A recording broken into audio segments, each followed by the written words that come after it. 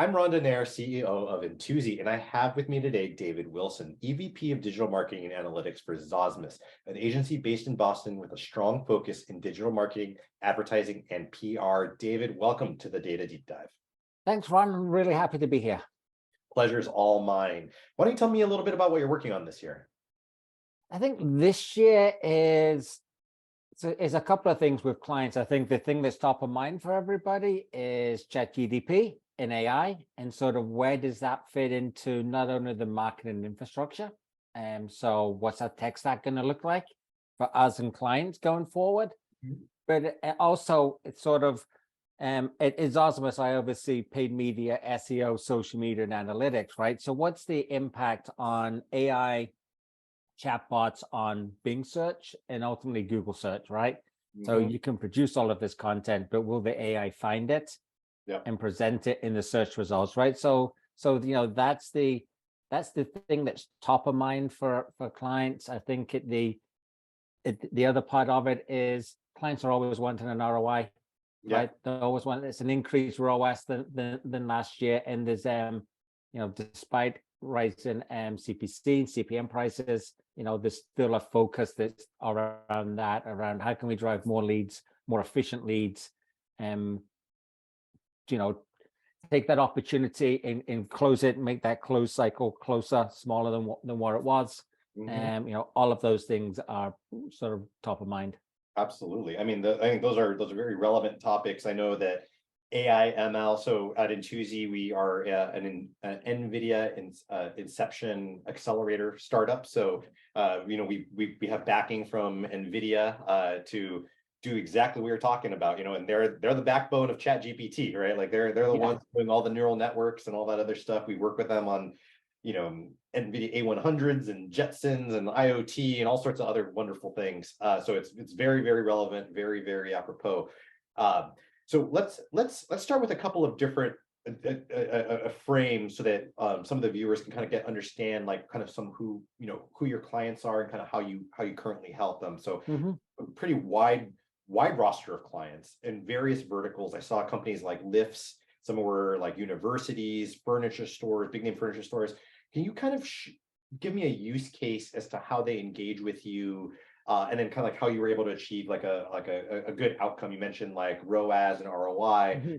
Can kind of give me a little story about maybe an interaction with a client so that people can kind of understand who you guys are.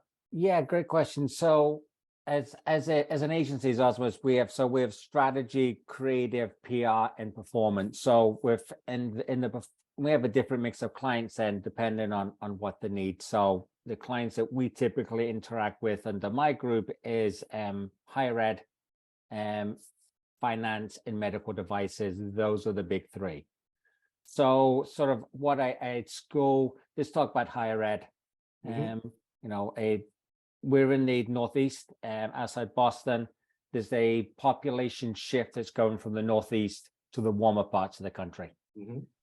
So every high school in Massachusetts, if you go from grade 12 down to grade 1, each one has less students in it than the class above it, which means that any school that's up here is chasing a smaller pool of students. So they've got that, and they realize that they have to expand south in order to keep their enrollment up. So, and we've been working with a school out of Rhode Island, and we've been using a data science team. That's been really helpful for us in that the data science team has allowed us to put together a model of who their ideal student is. So not just, you know, people who click to go to the website or fill out an inquiry form, but the ones who actually end up in class. So we can take that data and we can say, okay, based on the characteristics, these are the zip codes in the neighborhoods that your best students live in. And thus from that, we can use the data to come out with what's the lookalike audience is for them. So we've been able to implement that over the last 2 recruiting cycles for this school. So 2 years ago, they broke their all-time record for most applications and most accepted students. This year, they've taken that even higher, and they've been able to not only take it higher in New England, so they've been able to solidify and grow the New England base, even with declining enrollments. But the gains we're able to start to see going down the Eastern Seaboard is, we can take a suburb of Boston, and now we can find a suburb in Durham, North Carolina, that's very similar, and know that this should appeal to those students down there. And we can use the data now to figure out the further away you go from campus, how many impressions do you need in order to generate. So very data driven, but the school at the end of the day hires us to drive applications. Sure. And then once they've got that, then it's at the moment now we're in the yield phase for them. So it's like, okay, how do we turn these applications to give us deposits? Yeah, no, that makes a lot of sense. Yeah, we've had other organizations leverage us. So, we're a data analysis company, mostly in geospatial, and higher education is something that we've been used for in the past. It's typically something like, looking at pools of prospective students, whether they be in high school.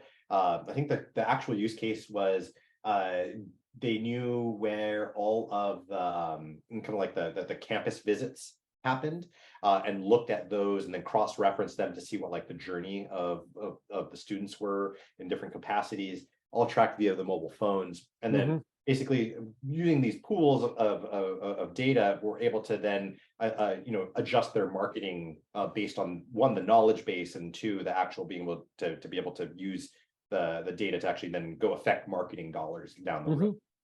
So yeah, and which that's really interesting. I think that laid on top of that, what we found from our strategy team is most colleges advertise just to the students.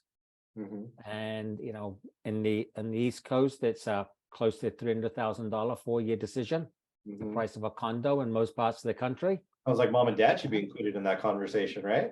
Exactly. And so we found that by running campaigns targeting the parents in those zip codes along with the students, so slightly different messaging, because parents want different messaging, made a big difference to us. So I think that's a mistake that a lot of schools are making. They're not targeting the parents. They don't have parent specific content on the website. They might have it for admitted students, right, but they don't have it for prospective students. And I'm like, you and your child are going to make a 6-figure investment and come in here.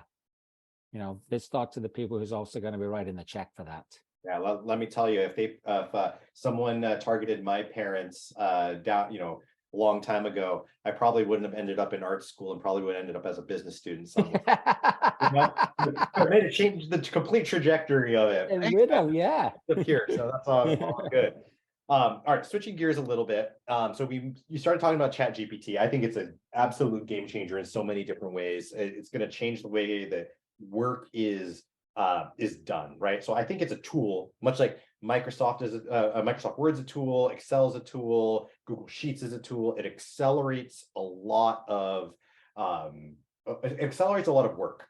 What I've found in my own personal use is that it gets 85% of it right? The extra 15% ends up making it somewhat unusable, but then you take a subject matter expert to then smooth it out, and you just saved a whole boatload of time there. So because it's a game-changing tool for so many different professions, can you tell me a little bit about how you're leveraging it personally or as a business? So we're leveraging it through a couple of different lenses. One is the lens that you were talking about. How can we be more efficient with what we're doing? So, and there's a bunch of tools out there. So, where it's the OpenAI platform. We use Jasper, for example, right? That is plugged in. It's great for blog outlines. What should the Instagram post should be? What should my hashtags be around this? All things that just saves us a little bit of time here and there. We're writing, blog content, and she said it gets me 85% of the way there. And now it's, half a day to do a blog post instead of a week. So, things like that are really useful in the marketing world. I'm excited about it, as you mentioned, how that is going to be integrated in Google Docs and in Microsoft Office. And I think that can be a game changer for there around, been able to run calculations in Excel or Google Sheets Sure. with plain Yeah. language, right? If I do this, then what's the response? And the AI can, in essence, Monte Carlo simulate for you, Yep. and you don't have to learn any of that coding. So I think that, ways like that, I think it are, really going to be game changers for a lot of companies to be able to take a text Word document and have it automatically get turned into a PowerPoint deck. Sure. Yeah, absolutely. The hours that you save. So I think there's that. But the part that I don't think people are talking about is what's that impact on Google and Bing. Mhm. And I've been on the Bing beta chat for most of this month, about the last 3 to 4 weeks. It looks very similar to ChatGPT in OpenAI, right? It's a text conversation. Sure. And a couple of things jumped out to me. One is it's really, really difficult to see where paid advertisements is going to come into this. Mhm. And from a Bing standpoint, that's not a big deal. Bing can run this with no paid ads because it's such a little part of their Microsoft's revenue. Sure. It's 95% of Google's revenue, and that's a big difference. So I'm not quite sure how that fits into that conversation. I can, at the moment we get multiple paid ads on a page, and I just think there's going to be less opportunities for paid ads, which means then that the cost of them is going to go higher. Right. Yeah. But also the chat, for anybody that's used it, and within Bing, it actually tells you where it's pulling the resources from and links, similar to what Wikipedia is. Yep. It's heavily influenced by major authority websites. Mhm. So if you're not on these major authority websites, you're not showing up on the AI, and thus you're not going to be in the consideration. And we've searched this across a whole bunch of different industries. One of my takeaways from it is that link building should change, and link building becomes PR now. Yeah. Because if you're not mentioned in an article that talks about software product, new car, whatever it happens to be, college and university, you're not going to show up in anybody's search. So it doesn't matter that you have this outreach team that's, getting all these DA40, DA50 links. Yeah. If they're not the ones that the AI thinks is important, then it doesn't matter because you're not going to get traffic. Right. Yeah. No, I think that's interesting. Where I think Microsoft will eventually go with their ad revenue on this, I think it's going to be contextual in response ads. So like, Intuizi, tell me about the most important geospatial considerations for analyzing mobility data. And it's going to give me a response. And it's going to say, well, for, Intuizi, blah, blah, blah, blah, blah, blah. And Intuizi is going to be a clickable link. You're going to be able to highlight that, or geospatial is going to be a clickable link. You're going to hover over it. It's going to give you whoever that key is going to give you, the bid for the top keyword. And it's going to be so it's going to be a different form of search. I believe that's where they're going to go. Who knows? I have no insider information, but but I think that's the way that like measurement is going to go. Excuse me. I believe that's where measurement is going to go with that kind of like natural language processing type display, and being able to kind of have like this generative AI. And I think that like very similarly, you're going to start to see, the generative AI on images as well, where you can say, hey, give me a picture of Santa Barbara, California, and a sunset that I can use for my background on Zoom.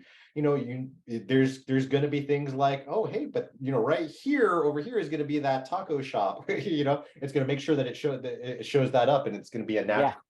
A natural like or subtle integration into these things. So I think it's a wild west, and it's going to be very interesting to see what the next 3, 6, 9, 12 months are going to show, because there's going to be a lot of innovation in that space. Yeah, I agree. It's definitely going to move incredibly fast. And we probably had this conversation in 12 months. We'll probably look back and say, yeah, we were wrong on this, and this. Yeah, that was a terrible idea, Ron. A terrible idea. It just moved so quickly. But two other things is, one is I think that we're going to see a decrease in organic search traffic. I cannot see how organic search traffic stays at the same level after using this, because I can get all the answers that I want. And the other thing that I see in Bing more than what I see in the OpenAI chat is within Bing, it actually leads you with questions. So when you do a search and it's like, give me, tell me about network monitoring software. I happen to be in that space, right? So I can do that. Then it's like, do you want to know more? What do you want to know more about network monitoring software? Do you want to know about this company, or these features, right? Because that's what the AI. So the AI is giving you a decision journey, which can be very different than what you think out as a marketing manager or marketing leader. And you have to go back and sort of work your way through all of your your keywords and how they flow from your business standpoint to understand, where's this AI sending people that I didn't think about? Right.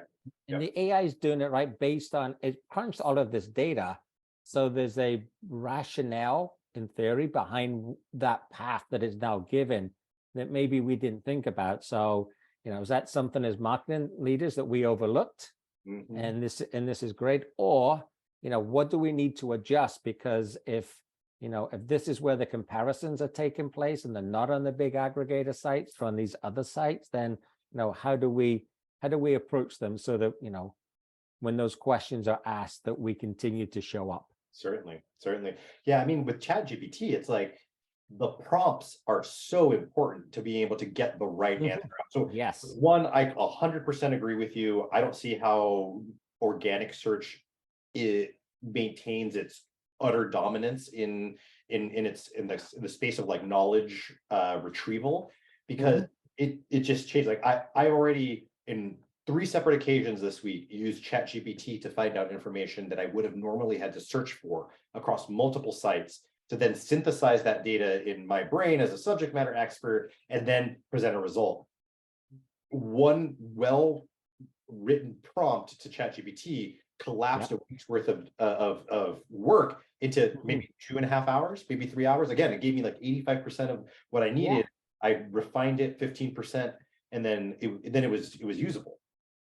And it's such a wide domain knowledge. In some cases it was marketing related. Some cases it was there's code questions that I had, and in others it was just general business related questions, like like, what's the average salary for so and so, and what is a generalized compensation structure based on experience. And like from a business perspective, that and a business manager, that just it saved me a ton of time. I didn't have to look at Glassdoor. I didn't have to go look at all these other places, the Monster, to kind of like aggregate all this information. I just had something ready to go. So it's incredibly important.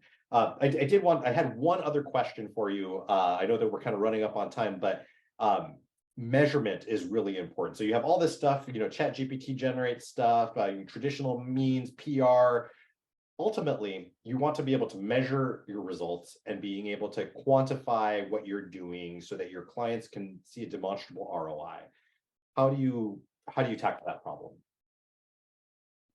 That's probably the hardest thing that's out there, especially when you're an agency and you work across multiple clients and multiple industries. And what we do is that, in our first kickoff meeting with clients, is we sit down and we talk about exactly this.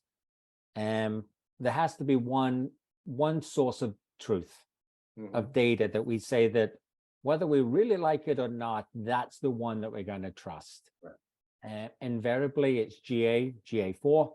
And for some clients, if it's lead generating, it's going to be what HubSpot or Salesforce or the backend CRM tells them. Right, that's going to be the lead of source. But it's something that we all agree on, so that when we look at the numbers, we're not relying on platform data, especially if it's social media data, because the platform data is pretty useless around that. But we've all agreed that yes, when we show backward-looking data and forward-looking data, it's based on this, and we all agree that that's the right data. And more importantly, that's the data that the client is showing internally. Yep. Right. We want to make sure that what we're measuring for success is aligned with what they have. Absolutely. Absolutely. That makes a lot of sense. Awesome. Well, thank you so much for your time today. It's been super informative. If someone wanted to get in touch with you, to engage with you, what's the best way of doing so? Well, the best way is you can find me on LinkedIn at David Wilson, email dwilson@zozimus, ZOZIMUS.com. Fantastic. Well, thank you again. That's a wrap. Join us again next week for another informative session on the Data Deep Dive.